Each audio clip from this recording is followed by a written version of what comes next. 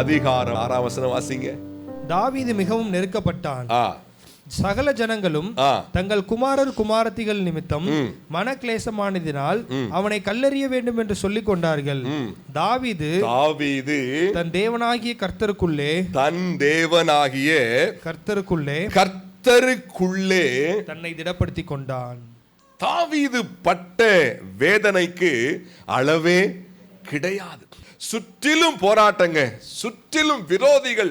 என்னங்க செய்வது? ஐயா, நீங்கள் வெகு தூரம் போக வேண்டியவர்கள். ஆமென். நீங்கள் சத்தமா,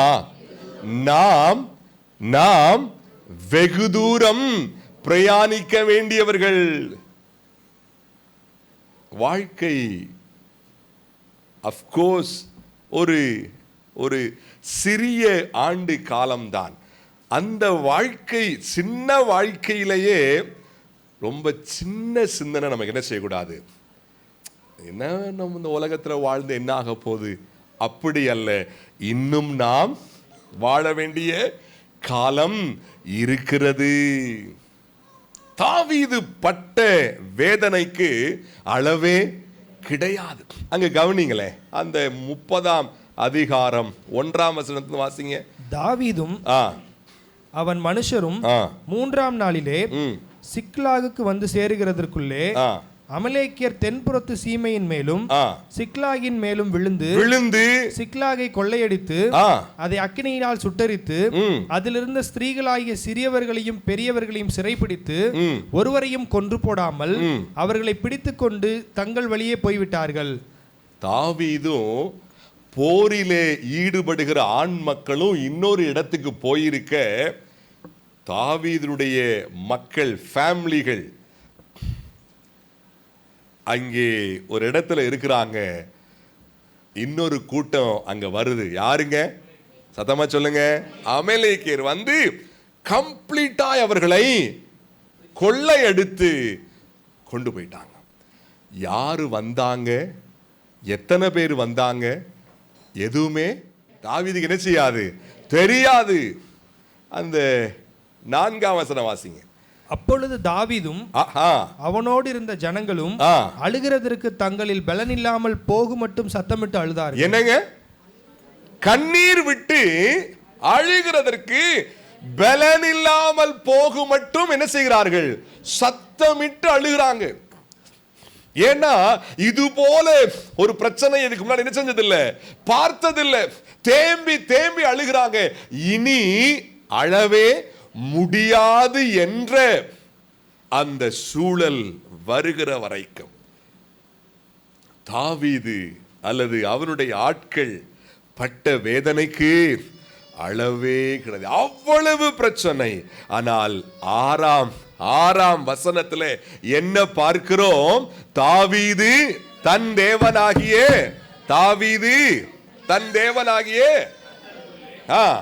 தன்னை திடப்படுத்திக் கொண்டான்.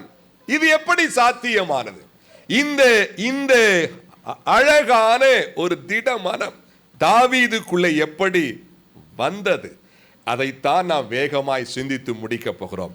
நாமும் அதுபோல தாவீதை போல செயல்பட்டால் நிச்சயமாய் இக்கட்டின் சூழ்நிலைகளிலே நாமும் திடனாய் வாழ்ந்து அந்த பிரச்சனைகளை என்ன செய்ய முடியும்?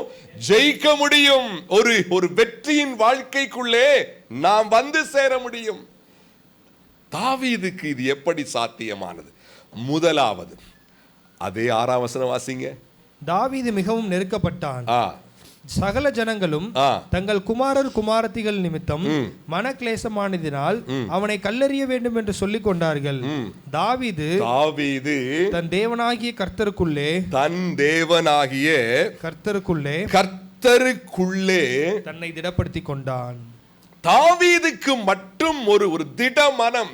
ஊரே ஒன்று கூடி அந்த தாவீதை அழிக்க வேண்டும் என்று ஒரு முடிவுக்கு வந்து விட்டார்கள்.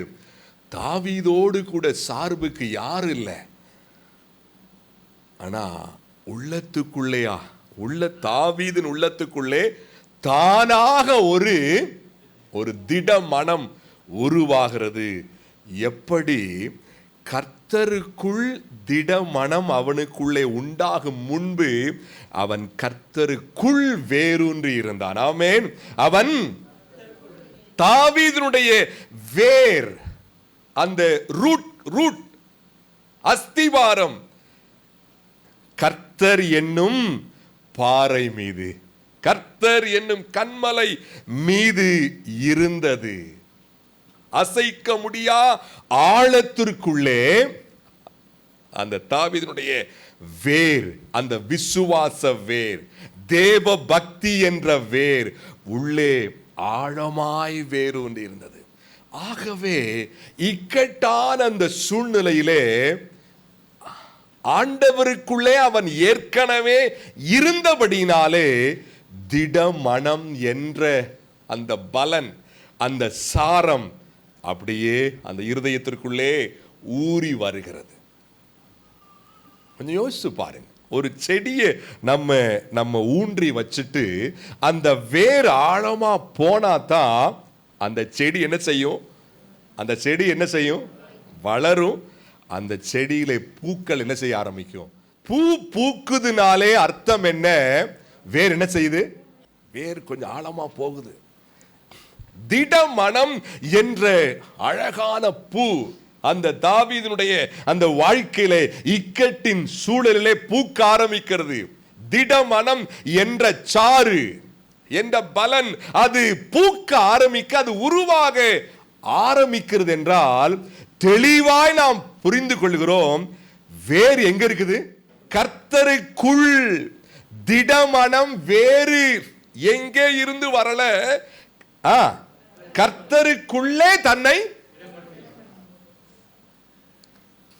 மேலே பிறர் பார்க்கும் வண்ணமாய் அப்படி அசைவாடிக்கிட்டு இருக்கான். ஐயோ என்ன செய்யறது? தாவீது சேர்ந்தா அழுதுருக்கான், தேம்பி அழுதுருக்கான். வெளிப்புறமாய் பார்க்கிறப்ப அந்த தாவீதும் சேர்ந்து அழுதனால அவனுக்குள்ள ஒரு நம்பிக்கை இல்லாதது போல ஒரு தோற்றம். அங்க உட்காரான், இங்க உட்காரான், என்னடா செய்யறது ஒண்ணுமே புரியலன்ற மாதிரி ஒரு ஃபீல் வருது. ஆனா உள்ளக்குள்ள ஒரு பூ என்ன செஞ்சுக்கிட்டு இருக்கு? உருவாகிக்கிட்டு இருக்கு. திடம் மனம், உறுதியான இருதயம். அது எங்கே இருந்து வந்தது? ஆன்மீக வேர், விசுவாச வேர், அவருடைய தேவ பக்தி என்ற வேர் கர்த்தருக்குள்ளே வேரூன்றி இருந்ததனாலே, அந்த வேர் ஆழமா இருந்ததனாலே வெளியே உண்டாகிற பயங்கர பிரச்சனை என்ற காற்று புயல் அசைக்கவே அவனை முடியவில்லை. புறம்பே பார்க்கிறதற்கு அவன் அசைகிற மாதிரி இருக்கான். நீங்க பார்த்திருப்பீங்க சில மரங்கள் காற்று பலமாய் வீசுறப்ப ரொம்ப என்ன பண்ணிட்டு இருக்கோம்? அப்படியே பயங்கரமா ஆட்டம் ஆடும். ஆனா கீழே என்ன செய்யாது? விழாது. ஏன் தெரியுமா?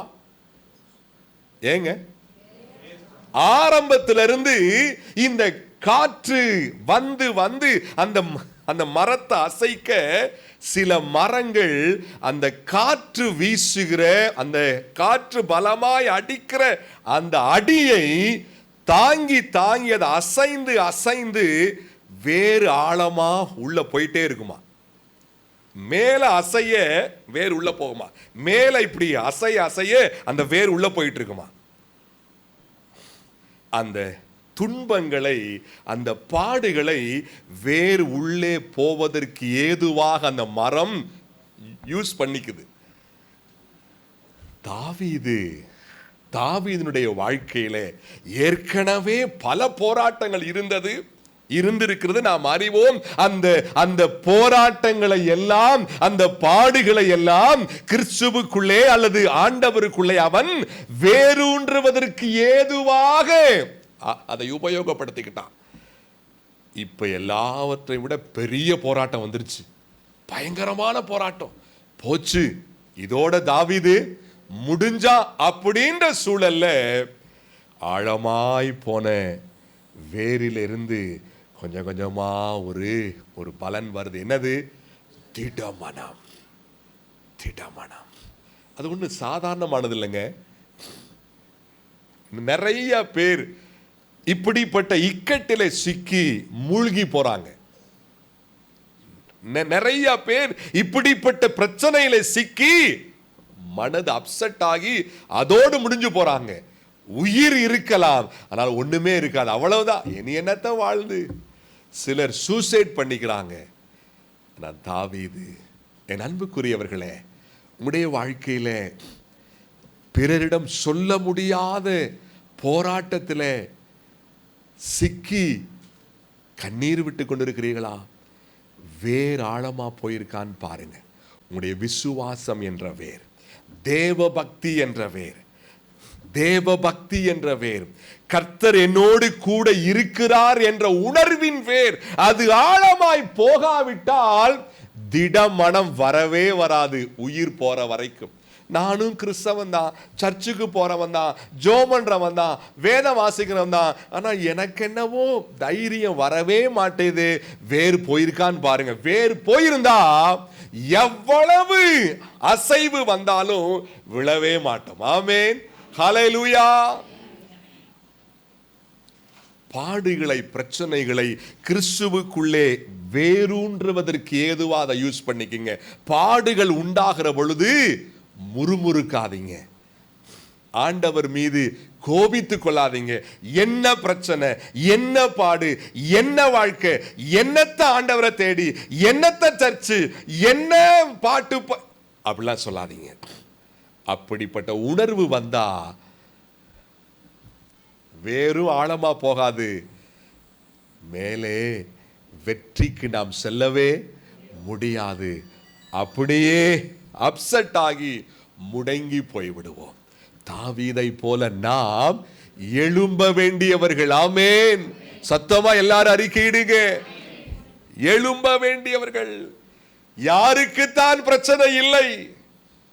யாருக்குத்தான் இல்லை? எல்லார் வீடுகளிலும் இருக்கிறது. என்ன ஒரே மாதிரி இல்லை, அதான் வித்தியாசம். வேற வேற மாதிரி, எல்லார் வீட்லயும் வித்தியாசமா. ஆனால் இன்றைக்கு அநேகர் வேறு ஆழமாய் போகாததினாலே அவர்கள் வாழ்க்கையிலே உருவாக அந்த பிரச்சனைகள் அவர்களுக்கு பெருசா தெரியுது. மகா பிரம்மாண்டமான ஆண்டவர் சிறுசா தெரிகிறார். சிறுசா ஏன் தெரியுமா? வேறு என்ன செய்யல? திட மனம் வேறு எங்கே இருந்து வரல, கர்த்தருக்குள்ளே. ஆமென், ஹல்லேலூயா. ஒரு செடியில பூ பூக்குதுனாலே வேற என்ன பண்ணிருக்கு சொல்லுங்க? வேற ஆழமா போயிருக்கு. திட மனம், தைரியம், பலன் என்ற பூ என்ற சாறு உங்களுக்குள்ளே அது உருவாகிறது என்றால் வேறுள்ள போயிருக்குன்னு அர்த்தம். கர்த்தருக்குள்ளே.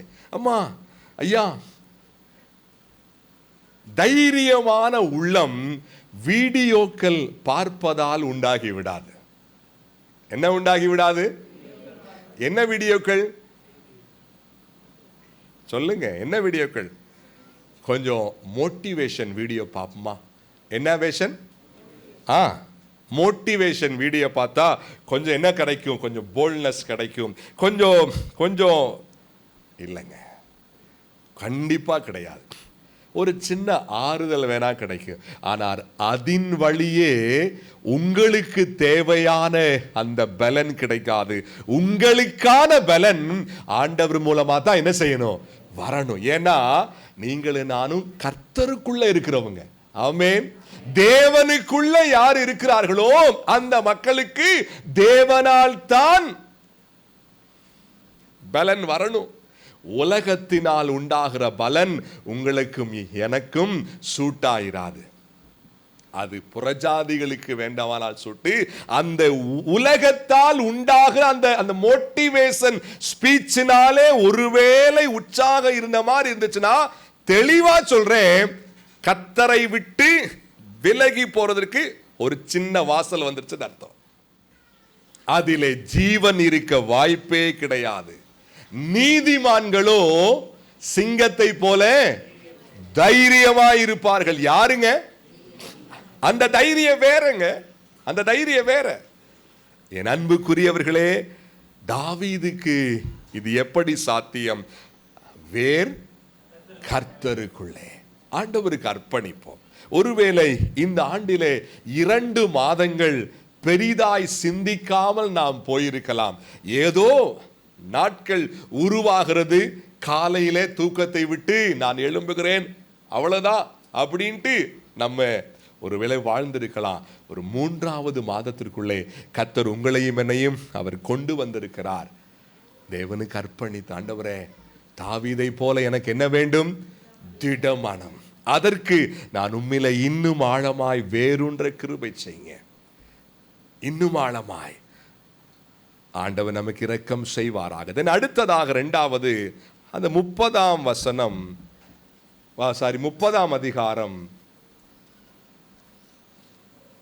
8ஆம் வசனம் வாசிங்க. தாவீது கர்த்தரை நோக்கி நான் அந்த தண்டை பின்தொடர வேண்டுமா, அதை பிடிப்பேனா என்று கேட்டான். அதற்கு அவர் அதை பின்தொடர், அதை நீ பிடித்து சகலத்தையும் திருப்பிக் கொள்வாய் என்றார். என்னங்க மிக அருமையான ஒரு வசனம். தாவீதுடைய ஜீவியத்தை பற்றி நாம் நன்றாய் அறிந்திருக்கிறோம். இங்கே பார்க்கிற விஷயம் ஆச்சரியமான விஷயம். தாவீதுக்கு இந்த திடமனம் அது எப்படி வந்தது? சாத்தியம் என்ன? ஒன்று, வேர் கர்த்தருக்குள்ளே, விசுவாசம் என்ற வேர் கர்த்தருக்குள்ளே, தேவ பக்தி என்ற வேர் ஆண்டவருக்குள்ளே ஆழமாய் இருந்தது. 2வது, ஆண்டவருடைய ஆலோசனைப்படி வாழ்க்கையின் சூழல்களை அமைத்துக் கொண்டவன். ஒரு பெரிய சிக்கல், ஒரு பெரிய பிரச்சனை. தாவீது கர்த்தரை நோக்கி ஆண்டவரிடத்தில் கேட்டு கேட்டு காரியங்களை செய்தவன். அவனுடைய ஆலோசனைப்படி, அவனுடைய வார்த்தைப்படி வாழ்க்கை சூழலை அமைத்துக் கொண்டான். வேதம் சொல்லுகிறது, உன் சுய புத்தியின் மேல் சாயாமல், நீதிமொழிகள் 3:5 எடுத்து உன் சுய புத்தியின் மேல் சாயாமல் உன் முழு இருதயத்தோடும் கர்த்தரில் நம்பிக்கையாயிருந்து. என்ன அர்த்தம் அதுக்கு? உன்னுடைய சிந்தை என்ன சொல்லுகிறதோ அதன்படி அல்ல, தேவன் மேலே நம்பிக்கையாய் இருந்து உன் வழிகள் எல்லாம் அவரை நினைத்துக்கொள். போதுங்க. என்ன அர்த்தம்? அவர் ஆலோசனைப்படி செயல்படு. அவர்கிட்ட கேட்டு, அவர் பேச்ச கேட்டு, அவர் என்ன பேசுகிறாரோ அந்த வார்த்தையை கேட்டு கேட்டு செயல்படு என்பதாய் நீதிமொழிகளை வாசிக்கிறோம். அவர் வார்த்தையை கேட்டு, அவர் பேச்சை கேட்டு என்று சொன்னால் அவர் வேதத்தை வாசித்து தியானித்து கேட்டல் என்ற அர்த்தம். அதுதான் அர்த்தம். தாவீது ஒரு பெரிய சிக்கலாய் போச்சு. என்ன செய்யறதுன்னே புரியல. ஒன்று, அவனுக்குள்ளே திடமனம் உருவாகுது. அதற்கு காரணம் வேர் கர்த்தருக்குள்ளே அழுத்தமா இருக்கிறது. 2வது, அவனுடைய பிரசன்னத்துல கேட்கிறான், நான் பின்னாடி போலாமா? நான் போய் அதை, என் அன்புக்குரியவர்களே, ஆண்டவரிடம் கேட்டு, ஆண்டவர் வார்த்தையை கேட்டு என்றால் என்ன அர்த்தம்? என்னங்க அர்த்தம்? எங்க இவ்வளவு நாள் கேட்காமலா நான் செஞ்சேன்? எப்படி? இவ்வளவு நாள் கேட்காமலா நான் இருந்தேன்? ஆண்டவருடைய வார்த்தையை கேட்டு வாழ்க்கை சூழலை நாம் அமைக்க வேண்டும் என்றால் என்ன அர்த்தம்? ஆண்டவரை நம் வாழ்க்கையினுடைய பார்ட்னராக மாற்றணும். என்னங்க மாற்றணும்? பார்ட்னராக, ஃபேமிலியினுடைய பார்ட்னராக, வேலையிலே பார்ட்னராக, இன்னும் அதிகமாய் கூறணும்னா ஓனராக அவரை மாற்றணும். என்னங்க? எதுக்கு ஓனரா? வண்டிக்கா? சைக்கிளுக்கா? வாழ்க்கைக்கு. We have to bring him to be a owner for our life. நம்முடைய வாழ்க்கையின் ஓனராக. இப்படிப்பட்டவர்களுக்கே உள்ளத்திலே திடமனம், வாழ்க்கையின் ஓனராக, வீட்டின் ஓனராக, ஃபேமிலியின் ஓனராக. என் அன்புக்குரியவர்களே, இன்றைக்கு அநேகருடைய வாழ்க்கையிலே ஏன் ஓயாது உடைதல், ஏன் ஓயாது சிக்கல், ஓயாது அழுகை, ஓயாது கண்ணீர், ஏன் மிக போராட்டமான சூழல், எல்லா இடங்களிலும் பெரிய சிக்கலா இருக்கிறதே, ஒரு நிம்மதியான ஒரு வாழ்க்கை வாழவே முடியவில்லையே என்ற ஒரு சூழல் உண்டாக காரணம் என்ன? நம்ம வாழ்க்கைக்கு ஓனர் யாரு தெரியுமா? நம்ம தான்.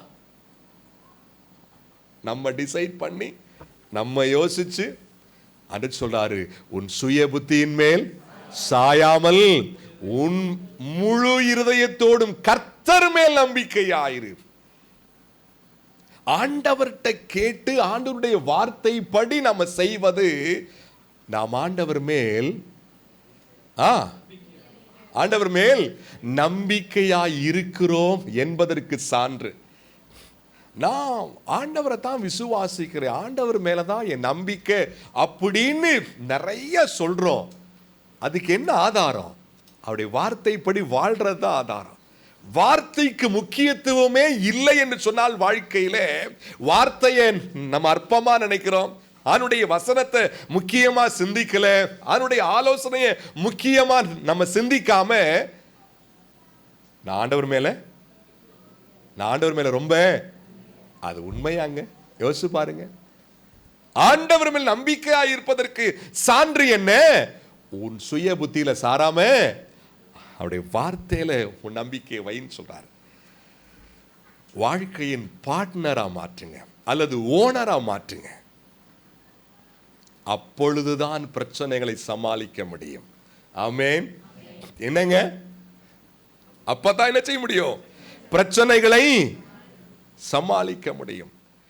என் அன்புக்குரியவர்களே, ஆண்டவரை பார்ட்னரா மட்டுமல்ல, வீட்டின் ஓனரா மாற்றுங்க, வாழ்க்கையின் ஓனரா மாற்றுங்க, வாழ்க்கையின் ஓனரா. தாவீதுக்கு அதுபோல கர்த்தர் இருந்தபடினாலே தான் உள்ளே திடமனம் உருவானது. என் அன்புக்குரியவர்களே, வாழ்க்கையில போராட்டத்தோடு, பிரச்சனையோடு, சிக்கலோடு, ஐயோ இந்த உலகத்தில் என்னாலே நிம்மதியாய் ஜீவனம் பண்ண முடியவில்லையே என்ற உணர்வோடு நீங்கள் அவருடைய பிரசன்னம் வந்திருக்கலாம். ஆண்டவர் உங்களோடு திட்டமாய் பேசுகிறார். நீ என்னை தூரமாய் நீ வைத்திருக்கும் வரை உனக்குள்ளே திடமனம் உருவாக வாய்ப்பே கிடையாது. திடமனம் யாருக்கு வரும்? தேவனை யார் முழுவதுமாய் சார்ந்து கொள்கிறார்களோ. தாவீது ஒவ்வொரு விஷயமாய் கேட்டு அவனுடைய ஆலோசனை படி செயல்பட்டவன். நாமும் அப்படி இருக்க வேண்டுமே. வேதம் அழுத்தமாய் சொல்லுகிறதே, நீ உன் சுய புத்தியின் மேல் சாயாமல் என்று கூறுகிறதே வேதம். ஆண்டவர் மேலே நம்பிக்கையாயிருப்போம். பாருங்கள் என் அன்புக்குரியவர்களே, ஆண்டவர் மேலே நாம் நம்பிக்கையாய் இருக்கிறோம் என்பதற்கு அடையாளம் என்ன? ஆண்டுடைய சிந்தையாய் இருப்பதும், அவனுடைய வார்த்தையின்படி வாழ்க்கையை உருவாக்கி கொள்வதும், ஆண்டவருடைய ஊழியத்தில் ஈடுபடுவதும், ஆண்டவருடைய பங்கை சரியாய் ஷேர் பண்ணுவதும் ஆண்டவர் மேலே நாம் நம்பிக்கையாய் இருப்பதற்கு அடையாளம். தாவீது அப்படிப்பட்ட உணர்வுடையவனாய் அதிகம் இருந்தான். ஆகவே உள்ளே அவனுக்குள்ளே திட மனம். இன்னும் ஒரே ஒரு காரியத்தை நாம் பார்த்து நாம் முடிக்க போகிறோம். 1 சாமுவேல் 26 9ஆம் வசனமும் 23ஆம் வசனத்தை வாசிக்கலாம். தாவீது அபிசாயை பார்த்து, அவரை கொல்லாதே, கர்த்தர் அபிஷேகம் பண்ணிவித்தவர் மேல் தன் கையை போட்டு குற்றமில்லாமல் போகிறவன் யார் என்று சொன்னான். கர்த்தர் அவனவனுக்கு அவனவன் நீதிக்கும் உண்மைக்கும் தக்கதாக பலன் அளிப்பாராக. இன்று கர்த்தர் உம்மை என் கையில் ஒப்பு கொடுத்திருந்தும் கர்த்தர் அபிஷேகம் பண்ணினவர் மேல் என் கையை நீட்ட மனதில்லாதிருந்தேன். தாவீதுக்குள்ளே இருந்த விஷயங்கள் ஒன்று என்ன? அவன் ஆண்டவருக்குள்ளே வேர் ஊன்றினவனாய், விசுவாசம் என்ற வேர், தேவ பக்தி என்ற வேர் ஆண்டவருக்குள்ளே ஆழமாய் இருந்ததாலே திட மனம் அவனுக்குள்ளே இயல்பாகவே உருவாக ஆரம்பித்தது. இரண்டாவது, அவனுடைய ஆலோசனைப்படி அவருடைய வாழ்க்கை சூழலை அமைத்துக் கொண்டான். அவனிடத்தில் கேட்டு கேட்டு ஆண்டவர் மேலே விசுவாசம் உள்ளவனாய் அல்லது ஆண்டவர் நம்பிக்கை உள்ளவனாய். மூன்றாவது, தீமை செய்தவர்களுக்கு இவன் தீமை செய்ய வாய்ப்பு கிடைத்தும் தீமை செய்யாதவன். இவனுக்கு யார் தீமை செய்ய இருந்தது? சவுல். அந்த தாவீதை ஓயாது இடையூறு பண்ணிக்கொண்டே இருந்தான். அவன் மேல் பொறாமைப்பட்டவனாய் அவனை இல்லாமல் ஆக்குவதற்காக போராடி கொண்டே இருந்தான். இப்ப தாவீதுக்கு அருகே இரவிலே அந்த சவுல் என்ன செஞ்சிருக்கிறான்? கிட்ட வந்திருக்கிறான். தீமை செய்ய ஒரு நல்ல வாய்ப்பு. ஆனா என்ன செய்யல? தீமை என்ன செய்யல? செய்யல. தீமை செய்தவர்களுக்கு